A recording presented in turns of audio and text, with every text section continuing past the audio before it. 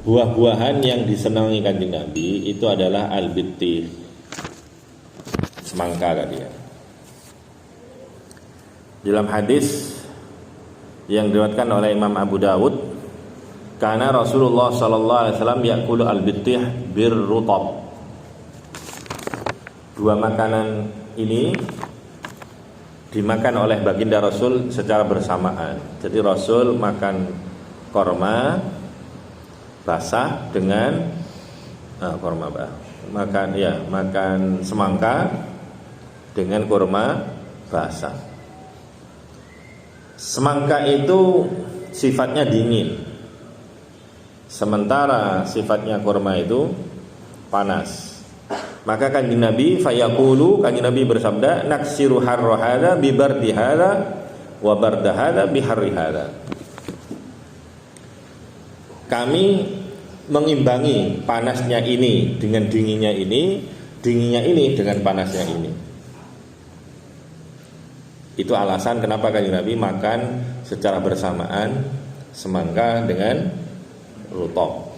Tidak ada hadis menganjurkan kepada kita, aku senang semongko, aku kabeh mangan semongko. Enggak ngono, enggak ada perintah seperti itu. Namanya orang cinta itu enggak usah disuruh. Idola, ya, apapun yang dilakukannya tidak pernah diperintahkan untuk diikuti, otomatis diikuti oleh pengikutnya. Nah, kalau kita mengidolakan Kanjeng Nabi, maka apapun yang dilakukan oleh Kanjeng Nabi kita berupaya untuk melakukannya. Ada kisah di mana satu saat Rasul diundang oleh tukang jahit ke rumahnya untuk makan. Jadi diundang untuk dijamu oleh tukang jahit. Kemudian tukang jahit itu menghidangkan kepada Kanjeng Nabi roti gandum dan kuah. Roti dari gandum dan kemudian ada kuahnya roti itu. Dan di mana di dalam kuah itu ada labu, ada buah labunya. Labu dan juga ada dendengnya, ada dagingnya. Sayyidina Anas selaku khaddamnya saat itu ikut dan ngeliatin apa yang dilakukan oleh Kanjeng Nabi.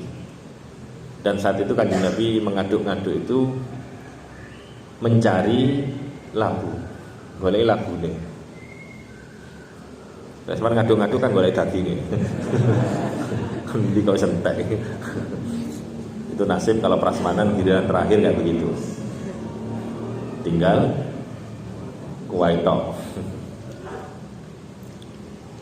Maka apa yang dikatakan oleh Sayyidina Anas, falam azal uhibbud dubba'a mundu yauma idzin. Sejak saat itu, karena aku melihat Kanjeng Nabi mencari-cari labu yang ada di bejana itu, berarti Kanjeng Nabi senang. Maka saat itulah aku yang tidak senang labu, tidak kenal labu, tidak pernah makan labu aku menjadi senang. Kenapa? Ya senang sama Kanjeng Nabi. Senang. Ini sama dengan yang dilakukan oleh Sayyidina Umar juga. Sayyidina Umar mencium Hajar Aswad. Begitu tanya, kenapa kamu mencium Hajar Aswad? Ya, karena aku melihat Kanjeng Nabi mencium Hajar Aswad. Seandainya aku tidak melihatnya, aku tidak akan menciumnya. Jadi mencium bukan karena Hajar Aswadnya, tapi cinta kepada Kanjeng Nabi, karena di situ ada bekas ciumannya Kanjeng Nabi Muhammad SAW. Jadi cinta mendasari perbuatan kita, tidak nunggu perintah. Cinta itu tidak nunggu di perintah.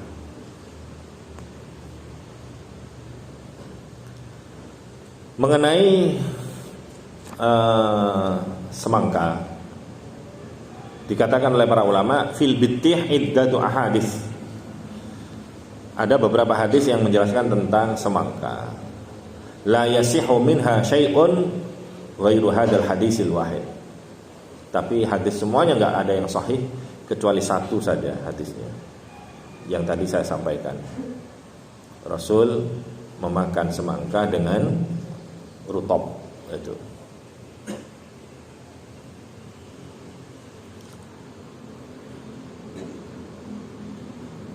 Ada sebuah kisah yang masyhur mengenai Imam Ahmad bin Hambal.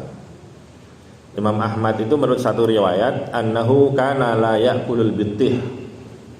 Imam Ahmad tidak pernah makan semangka.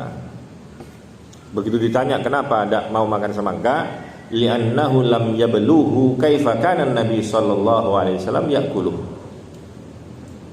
Ditanya kenapa tidak makan semangka, padahal semangka disenangi oleh Kanjeng Nabi, maka dia beralasan, aku belum dapat keterangan bagaimana cara makan semangkanya baginda Rasul sallallahu alaihi wasallam. Hal akalahu bikishrihi, apakah makan dengan kulitnya, putih-putihnya itu, ambi ghairi kishrihi, atau tanpa dengan kulit yang putih itu.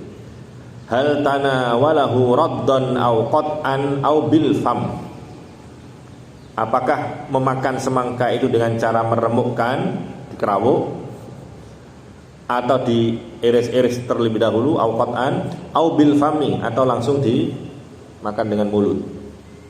Itu nggak ada hadis yang nyampe kepada saya. Khawatir keliru.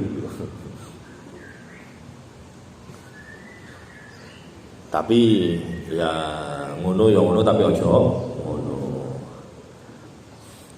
Katanya Imam Ghazali begini, wa yuqalu hadza mimma yata'allaqu bil adat.